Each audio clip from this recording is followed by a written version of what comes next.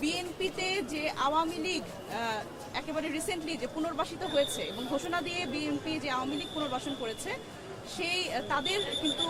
সহযোগিতায় আমাদের যারা নেতাকর্মী হাতিয়াতে তাদের উপর কিন্তু হামলাটা হয়েছে।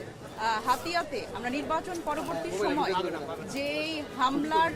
শিকার আমাদের যারা নেতাকর্মী তাদের 3 জনের অবস্থা আশঙ্কাজনক ছিল এবং সেই জন্য তারা আসলে লোকালি প্রথমে ট্রিটমেন্ট নিয়েছে এবং পরবর্তীতে তাদের আসলে যে গুরুতর অবস্থা পর্যবেক্ষণ করে তাদের ঢাকায় পাঠানো হয়েছে। আমরা তাদের আসলে দেখার জন্যই এই আজকে আমাদের এই মেসিনায় আসা। 3 জন যারা অসুস্থ আমাদের নেতাকর্মী তারা এখানে ভর্তি আছেন এবং আমরা তাদের মুখ থেকে সেই হামলার ঘটনা তারা আসলে বলতে চাচ্ছিলেন, আমরা সেটা শুনলাম এবং আমরা যেটা দেখলাম যে তারা আসলে তাদের একজনের লিগামেন্ট ছিঁড়ে গেছে, আরেকজনের পায়ে ফ্র্যাকচার, সুতরাং তারা ভয়ঙ্করভাবে আহত হয়েছে। তো এই জায়গায় আমরা তাদের মুখ থেকে যেটা বর্ণনা শুনলাম সেটি কিন্তু অত্যন্ত ভয়াবহ। আমরা শুনলাম যে তাদের উপরে যে হামলা হয়েছে, যেই বর্বরচিত হামলা হয়েছে সেই হামলা আমরা শুধুমাত্র এতদিন বলছিলাম যে বিএনপির যারা নেতাকর্মী তারাই আসলে এই হামলাগুলোর সাথে জড়িত আছে, কিন্তু আমরা একেবারে সরেজমিনে এসে এনাদের কাছে শুনে যেটা শুনছিলাম বিএনপিতে যে আওয়ামী লীগ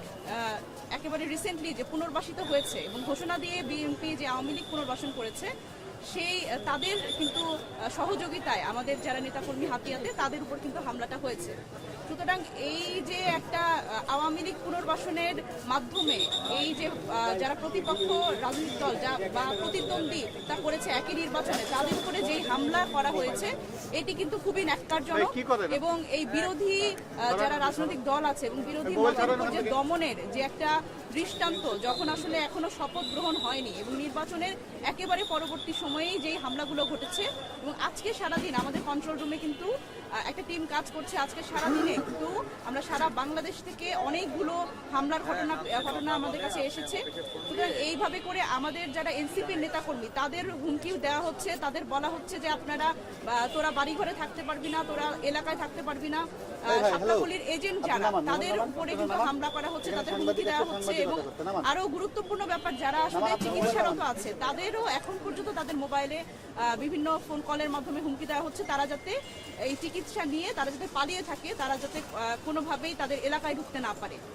সুতরাং এই যখন অবস্থা তখন আসলে আমরা এই বাংলাদেশের যে গণতান্ত্রিক উত্তরণের জন্য যে একটি নির্বাচন হলো সেই নির্বাচনটি আসলে সত্যিকার অর্থে আমাদের কিরকম নেতৃত্ব দিল এটি কিন্তু একটা বড় প্রশ্নের মুখে পড়ছে।